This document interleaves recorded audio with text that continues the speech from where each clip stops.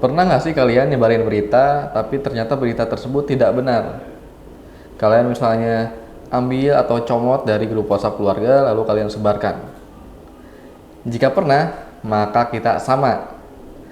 Mari kita bahas agar tidak terulang lagi. Baik, Assalamualaikum warahmatullahi wabarakatuh. Perkenalkan, nama saya Ibnu Qayyim Anugrah. Kali ini saya akan membahas peran media massa dan media sosial dalam meminimalisir berita hoax. Video ini dipersembahkan untuk menyelesaikan tugas komunikasi massa. Hoax atau berita bohong adalah bentuk disinformasi yang sengaja disebarkan untuk menyesatkan publik, dan ternyata dampaknya sangat serius. Kepercayaan terhadap institusi mulai menurun, menimbulkan kepanikan, bahkan membahayakan nyawa. Contohnya saat pandemi COVID. Nanti kita akan bahas di akhir. Karena hoax bukan sekedar berita yang salah, tetapi hoax merupakan ancaman sosial yang sistemik. Saat ini, lebih dari separuh masyarakat Indonesia itu mengambil informasi atau membaca informasi melalui media sosial. Namun sayangnya, media sosial ini memang cepat, tapi kecepatan ini tidak diimbangi dengan validasi konten. Sementara media massa masih berjuang menjunjung tinggi etika jurnalistik. Ada beberapa teori komunikasi. Yang pertama saya akan bahas ada agenda setting, yang menjelaskan bahwa media menentukan apa yang dianggap penting oleh masyarakat.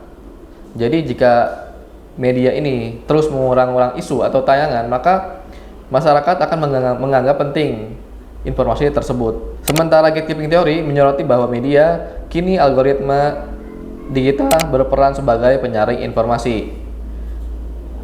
Nah, memang gatekeeping ini bagus ya. Dia memfilter dulu, melihat dulu, di cross check dulu ini berita layak disebarkan atau tidak. Dalam ekologi media, Neil Postman menyatakan bahwa media tidak hanya menyampaikan isi, tapi juga membentuk cara kita berpikir dan berinteraksi.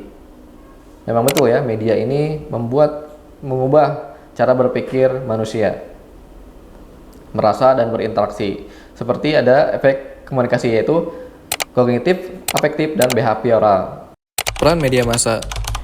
Media massa masih merupakan aktor penting dalam menjaga kualitas kontennya, menjaga kualitas informasi publik, proses redaksional yang sistematis, verifikasi fakta, dan penegakan kode etik jurnalistik.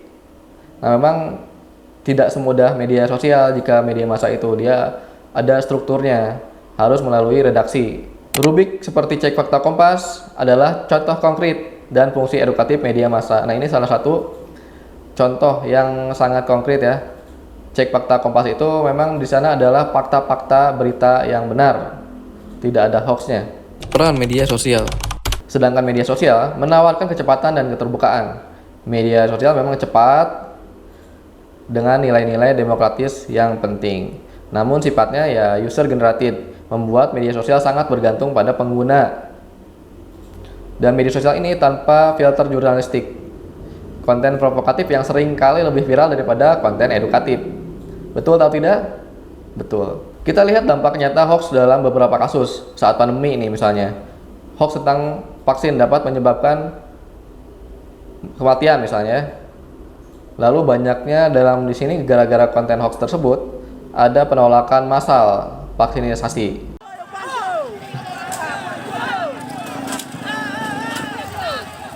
Dalam politik, hoax menjadi alat kampanye hitam. Ada yang memang ada domba dalam pemilu tersebut. Sementara dalam kasus Meikarta, terlihat bagaimana media bisa digunakan untuk kepentingan bisnis, bukan untuk objektivitas publik. Media massa kerap terjebak dalam logika klik dan traffic digital yang kadang mengorbankan kualitas konten. Media sosial dikuasai oleh algoritma yang memprioritaskan keterlibatan bukan kebenaran. Masyarakat yang seharusnya menjadi konsumen kritis masih sering bersikap pasif terhadap verifikasi informasi. Nah, ini ada beberapa solusi strategis yang akan saya sampaikan. Yang pertama itu adalah verifikasi fakta. Media massa memiliki tanggung jawab sebelum menyebarkan berita. Dia memverifikasi dulu sebelum menyebarkan berita. Lalu media massa juga bisa memberantas hoax, berperan aktif dengan cara mengekspos dan mengklarifikasi informasi palsu. Selanjutnya, membangun literasi digital. Media basah dapat berkontribusi untuk meningkatkan literasi media masyarakat, yaitu kemampuan untuk memahami, menganalisis, dan mengevaluasi informasi yang diterima. Selanjutnya, dari media sosial, ada edukasi publik. Media sosial dapat digunakan untuk menyelenggarakan kampanye edukasi tentang hoax, cara mengidentifikasi, dan cara melaporkannya. Nah, jadi di media sosial memang dari dulu memang ada opsi untuk melaporkan sebuah konten. Selanjutnya, partisipasi masyarakat. Media sosial memungkinkan masyarakat untuk berpartisipasi dalam melawan hoax, misalnya dengan melaporkan konten yang mencurigakan dia atau menyebabkan informasi yang benar. Ya, seperti tadi, masyarakat bisa melaporkan konten dengan mudah. Mungkin diberitahu juga teman-teman yang lainnya untuk melaporkan juga, karena kalau yang melaporkannya cuma satu, itu akan sulit diterima oleh platform digital tersebut, platform media sosial tersebut. Pengaruh influencer. Nah, influencer juga bisa berperan nih dalam mengedukasi pengikut mereka tentang hoax dan mendorong untuk penggunaan sumber informasi yang terpercaya. Jadi, media massa dan media sosial memiliki kekuatan masing-masing. Media massa kuat dalam etika dan akurasi, sedangkan media sosial kuat dalam jangkauan dan kecepatan. Nah, kita sebagai warga digital, kita harus dapat menyatukan keduanya, yang benar dan yang cepat. Mari jadi bagian dari solusi, mulai untuk verifikasi pribadi, aktif mengedukasi, dan tidak ragu untuk mengklarifikasi ketika kita menemukan hoax. Itu saja dari saya. Assalamualaikum warahmatullahi wabarakatuh.